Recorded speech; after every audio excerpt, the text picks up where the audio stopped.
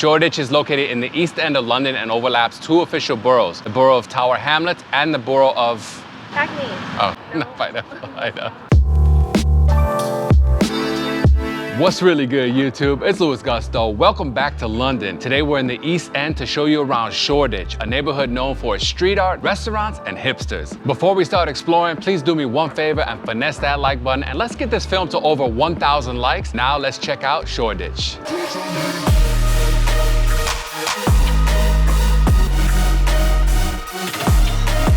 We are kicking off our day in Shoreditch with a stop to Bagel Bake, Brick Lane Bakery. This is an establishment in the community, opened up in 1974.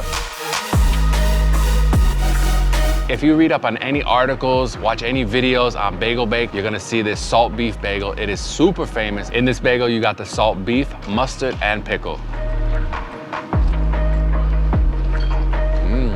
First of all, I don't think I've ever had mustard on a bagel, which is, by the way, very, very chewy. But of course, the highlight of this is the salt beef, which is amazing. I can definitely see why this is a legendary combo. Smoked salmon and cream cheese is my favorite bagel. I gotta say, that salt beef bagel is giving it a run for its money. Let's try the smoked salmon and cream cheese from Bagel Bake. Simple and delicious. Usually they have a really long queue, but they do move fast. Everybody in there is working together like a machine. You see the bagels constantly coming out. They're pre-making the smoked salmon and cream cheese bagels. Probably like the most old school bagel I've had. Usually the ones in New York are big and they've kind of been refined. This kind of feels like they're using the original recipe from 100, 200 years ago because it's so chewy.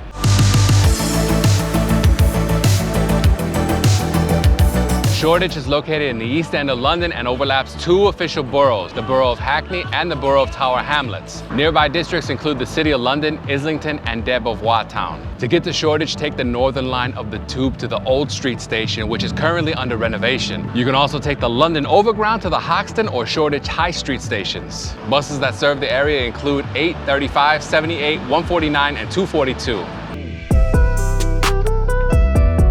We are at Origin Coffee Roasters, their flagship location in Shoreditch. It opened up in 2004, and their mission is to bring extraordinary coffee in a sustainable way to not just the people coming to their locations, but for big events, big artists backstage. This location here is super chill, good vibes. You can work or study. We've got a nice mural on the wall, and of course, great selections of coffee. This morning, Narissa and I got a couple of pour-overs, certainly worth the wait. This coffee has notes of black tea and grapes. Now that is artisan coffee.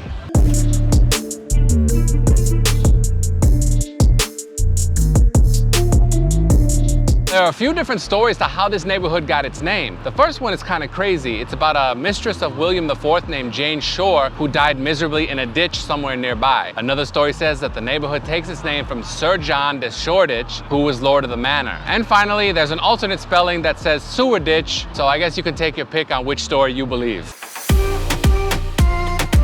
Box Park is one of the most brilliant things to do in Shoreditch. It's basically a shipping container park with lots of restaurants, shopping, and drinking. It's located right next to the Shoreditch High Street London Overground station.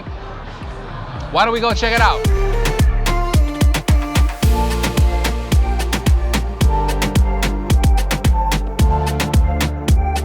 Shoreditch has gone from ancient parish to official borough to merging with its neighbors to become the borough of Hackney. Back in Roman times, Kingsland Road and Old Street were already being used, but for a very long time, this was a suburb of London.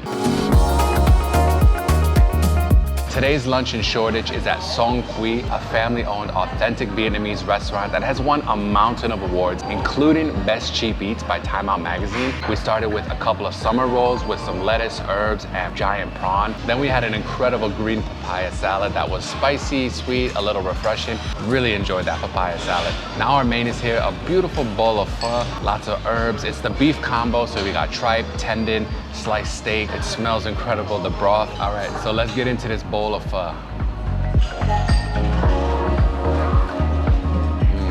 Delicious.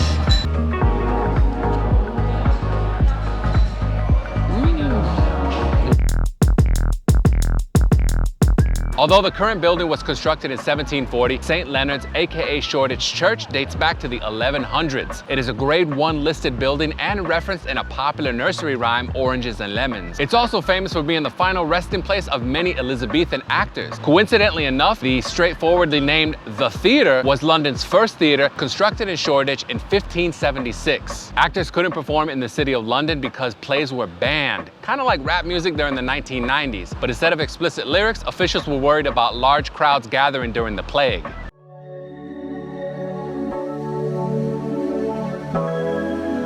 The Museum of the Home is a really dope interactive museum here in Shoreditch, set inside these almhouses from the 1700s where poor residents of London used to live and work.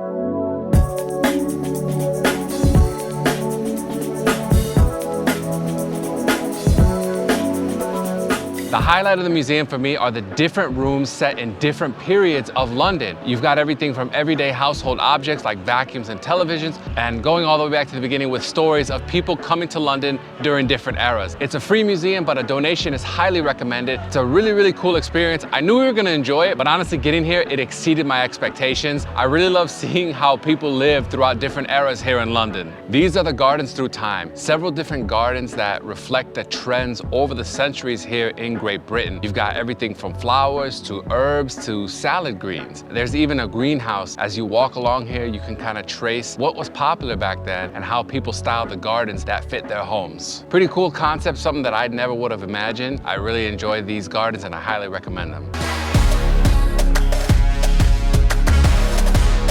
Over the years, industries like textile and furniture making would thrive in Shoreditch, and during the Victorian era, it maintained its reputation as a theatre district. Shoreditch was heavily bombed during World War II, and after the war, its once strong industries went into decline. Our next stop in Shoreditch is at Golden Tea. They specialize in fruit teas and boba teas, as well as milk teas. But today I went with the lychee green tea, sans boba, and only 30% sugar. And the rest got the Galaxy lemonade with popping boba, strawberry, lychee, and passion fruit. The purple color comes from the tea that's inside. Very delicious and quite refreshing. Beginning in the 1990s, Shoreditch experienced a great resurgence, with creative companies moving in and its existing architecture becoming a backdrop for amazing street art.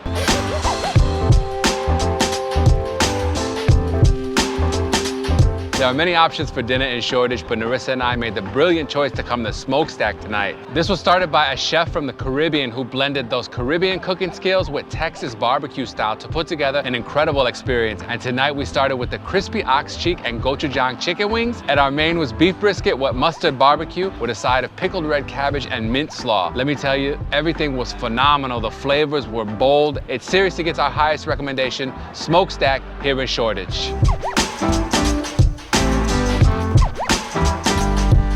We're at Commercial Tavern for a couple of pints, Orchard Thieves Apple Cider from Ireland, and New Ranger Voodoo Hazy IPA from England. Salud.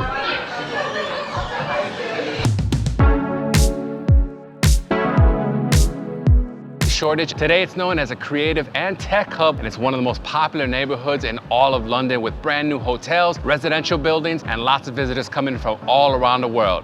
Peace and blessings.